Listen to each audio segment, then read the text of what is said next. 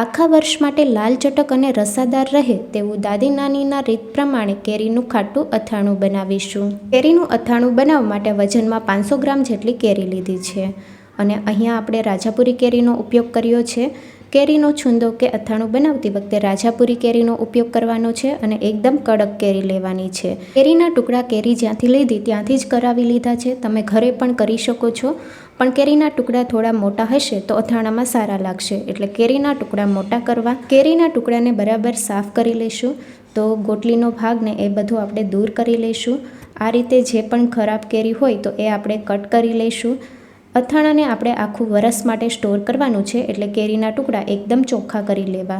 તો આ રીતે બધા ટુકડાને બરાબર ચોખ્ખા કરી લઈશું. કેરીના ટુકડાને એકદમ ચોખ્ખા કરી લીધા છે અને કેરી અહીંયા 500 ગ્રામ ઉપર હતી, એટલે ગોટલીનો ભાગ નીકળી ગયો, એટલે વજનમાં 500 ગ્રામ જેટલા કેરીના ટુકડા છે.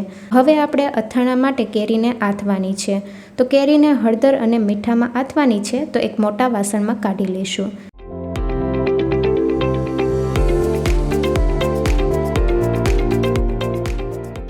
કેરીના ટુકડાને આપણે ડબ્બામાં ઉમેરી દીધા છે. હવે 2 ચમચી આપણે મીઠું ઉમેરવાનું છે. તો રેગ્યુલર ચમચીના માપ પ્રમાણે જ આપણે 2 ચમચી જેટલું મીઠું ઉમેરીએ. સાથે 1 ચમચી હળદર પાવડર ઉમેરીએ અને બરાબર મિક્સ કરી લઈશું. હળદર અને મીઠાથી કેરીના ટુકડાને બરાબર કોટ કરી લઈશું. તો આ રીતે ઉપર નીચે કરીને હલાવવાનું છે. કેરીના દરેક પીસ હળદર મીઠાથી બરાબર કોટ થઈ જવા જોઈએ.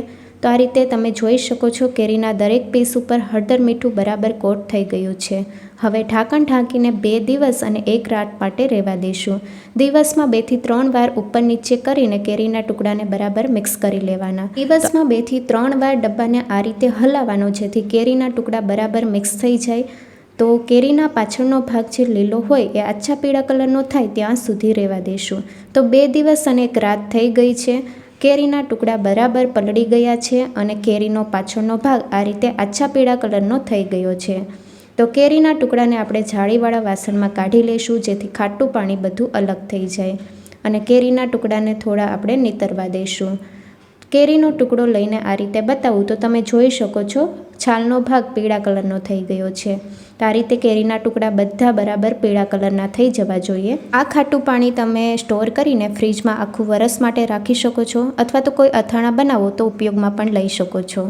કેરીના પીસને આપણે કોટનના કપડા ઉપર આ રીતે ગોઠવી દઈશું. કેરીના ટુકડાને આપણે તડકે બિલકુલ નથી સૂકવવાના અને પંખા નીચે પણ નથી સૂકવવાના. આ રીતે છૂટા છૂટા ગોઠવી દઈશું. કેરીના ટુકડાને સુકાતા 7 થી 8 કલાક જેવો સમય લાગશે. તેમાંથી બધું જ પાણીનું ભાગ ડ્રાય થઈ જાય ત્યાં સુધી આપણે રહેવા દઈશું. તો કેરીના ટુકડા બધા બરાબર છૂટા છૂટા ગોઠવી દીધા છે અને 8 થી 10 કલાક માટે રહેવા દેવાના છે, અથવા તો ઓવરનાઇટ માટે પણ રહેવા દઈ શકો છો. ત્યાં સુધીમાં બાકીની તૈયારી કરીએ. અડધો કપ જેટલું તેલ ગરમ કરી લઈએ. અહીંયા મેં સિંગ તેલનો ઉપયોગ કર્યો છે. તમે સિંગ તેલની જગ્યાએ સરસવનું તેલ એટલે કે રાઈનું તેલ પણ લઈ શકો છો. તેલમાંથી ધુમાડા નીકળવા માંડ્યા છે. ગેસની ફ્લેમ બંધ કરી દઈશું અને તેલને ઠંડુ થવા દઈશું. અચાર મસાલા માટે આપણે 75 ગ્રામ જેટલા મેથીના કુરિયા લીધા છે. સાથે 1/4 ચમચી હળદર પાવડર. રેગ્યુલર ચમચીના માપ પ્રમાણે આપણે 1/4 ચમચી હળદર પાવડર, 2 ચમચી હિંગ, 1 મોટી ચમચી મેથીના કુરિયા. મેથીના કુરિયા બહુ વધારે નથી ઉમેરવાના. અને સાથે આપણે મીઠું લીધું છે 1/2 ચમચી જેટલું અને 70 ગ્રામ જેટલું લાલ મરચું પાવડર લીધું છે. તો એક મોટા વાસણમાં આપણે સૌથી પહેલાં મેથીના કુરિયા ઉમેરીએ. 1 ચમચી જેટલા રાઈના કુરિયા ઉમેરીએ. રાઈના કુરિયા બહુ વધારે નથી ઉમેરવાના. અહીંયા આપણે મેથીયો મસાલો બનાવીએ છીએ, તો 1 ચમચી જેટલા રાઈના કુરિયા ઉમેરીએ. 1/2 ચમચી જેટલું મીઠું ઉમેરીએ. આખું મીઠું પણ તમે ઉમેરી શકો છો, અથવા તો રેગ્યુલર મીઠાનો ઉપયોગ કરવો. મીઠામાં ભેજનો ભાગ હોય છે, એટલે મીઠું થોડું શેકીને ઠંડુ થઈ જાય એ પછી મસાલામાં ઉમેરવું. સાથે 1/4 ચમચી જેટલી હળદર પાવડર ઉમેરીએ. મસાલામાં આપણે આ રીતે સેન્ટરમાં ખાડો કરી લઈશું અને 1/2 ચમચી જેટલી અથવા તો 2 ચમચી જેટલી હિંગ ઉમેરીએ. હિંગ સ્ટ્રોંગ ફ્લેવરની લેવાની છે. અથાણામાં તેની સુગંધ અને સ્વાદ એકદમ ચડિયાતા હોવા જોઈએ. તેલ આપણે જે ગરમ કર્યું છે એ ઠંડુ થઈ ગયું છે. તો આ રીતે મસાલામાં ઉમેરી દઈએ અને બરાબર મિક્સ કરી લઈએ. મસાલો જો તમે આ રીતે ઘરે બનાવો તો માર્કેટ કરતાં ઘણો ચોખ્ખો તૈયાર થાય છે. આ માપ 500 ગ્રામ કેરીનું છે, એટલે જો તમે કેરીની ક્વોન્ટિટી વધારે લેતા હોય તો મસાલાનું પ્રમાણ એ રીતે લેવાનું રહેશે. હવે લાલ મરચું પાવડર ઉમેરીએ. તો વજનમાં 70 ગ્રામ જેટલું લાલ મરચું પાવડર છે. અહીં અમે કાશ્મીરી લાલ મરચું પાવડરનો ઉપયોગ કર્યો છે, પણ જો તમે તીખું ખાતા હોય તો તમે તીખું લાલ મરચું પાવડર અને કાશ્મીરી લાલ મરચું પાવડર બંને મિક્સ કરીને ઉમેરી શકો છો.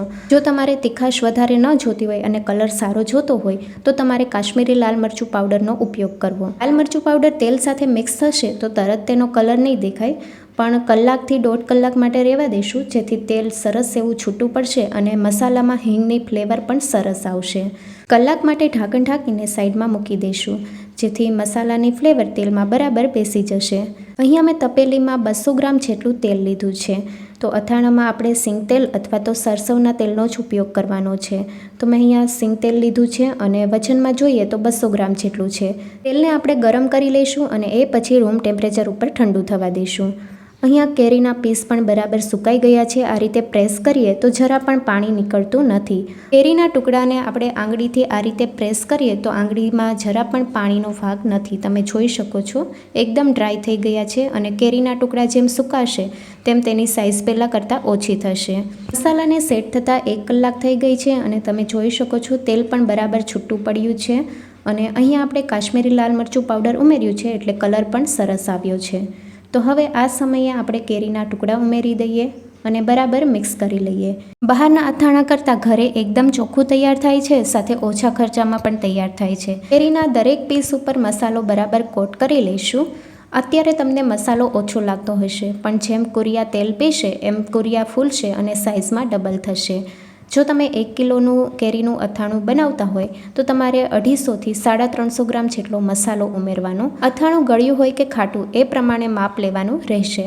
તો બરાબર બધી વસ્તુ મિક્સ કરી લીધી છે અને હવે જે આપણે તેલ ગરમ કર્યું છે એ બરાબર ઠંડુ થઈ ગયું છે. તો ઉપરથી આપણે તેલ ઉમેરશું. અથાણામાં તેલનું પ્રમાણ વધારે હોય છે એટલે તેલ આપણે એ પ્રમાણે ઉમેરશું. તો અત્યારે 200 ગ્રામ તેલ લીધું છે તો એમાંથી થોડું આપણે વધાર્યું છે. તેલ ઉમેરીને બરાબર મિક્સ કરી લઈશું. રાઈના કુરિયા અને મેથીના કુરિયા તેલ પીશે એટલે તેલ ઓછું થઈ જશે. તો આ રીતે બરાબર મિક્સ કરી લઈશું અને હવે આપણે ઢાંકીને 2 દિવસ માટે સાઈડમાં મૂકી દઈશું. મસાલો બરાબર ફૂલી જશે તો ઢાંકણ ઢાંકીને આપણે 2 દિવસ માટે મૂકી દઈશું. અને અથાણાને આખું વરસ માટે સ્ટોર કઈ રીતે કરવું એ પણ વિડીયોમાં તમને આગળ જણાવીશ. તો અથાણાને ઢાંકીને આપણે 2 દિવસ માટે સાઈડમાં મૂકી દઈશું. થી કુરિયા બરાબર ફૂલી જશે અને મસાલાનો ફ્લેવર પણ તેલમાં બરાબર આવી જશે. 2 દિવસ જેવું થઈ ગયું છે અને કુરિયા ફૂલી ગયા છે. જેમ કુરિયા તેલ પીશે એમ તેલનું પ્રમાણ થોડું ઓછું થશે. કાશ્મીરી લાલ મરચું પાવડર ઉમેર્યું છે એટલે તીખાશ ઓછી છે અને કલર પણ સરસ આવ્યો છે. અહીંયા જો તેલ ઓછું લાગતું હોય તો તમે ગરમ કરીને ઠંડુ થઈ જાય એ પછી તેલ ઉમેરી શકો છો. તો એકદમ રસાદાર અને લાલ ચટક અથાણું તૈયાર છે. અથાણાને સ્ટોર કરવા માટે કાચની બરણી લેવાની છે. બરણીને ધોઈને કોરી કરી લેવી અને તડકે તપાવી લેવી, જેથી તેમાં પાણીનો ભાગ જરા પણ ન હોવો જોઈએ. અને પછી આપણે અથાણું સ્ટોર કરવા માટે ઉમેરી શકીએ છીએ. અથાણું બરણીમાં બધું આવી જાય પછી આ રીતે આપણે પ્રેસ કરવાનું, જેથી તેલ બધું ઉપર આવી જાય. અને જો તેલ ઉમેરવાની જરૂર લાગે તો ઉપરથી તેલ ઉમેરવાનું. અથાણામાં તેલ ઉપર સુધી રાખવાનું હોય છે, પણ જો તમારે તેલ વધારે ઉમેરવું ન હોય તો તમે ફ્રીજમાં રાખી શકો છો. હવે આ રીતે આપણે કિનારી બરાબર સાફ કરી લઈશું. આ રીતે તમે આખા વરસ માટે અથાણું સ્ટોર કરીને રાખી શકો છો. રેસીપી કેવી લાગી કમેન્ટમાં જરૂરથી જણાવજો. નવી રેસીપી જોવા માટે ચેનલને લાઇક, શેર અને સબસ્ક્રાઈબ કરો.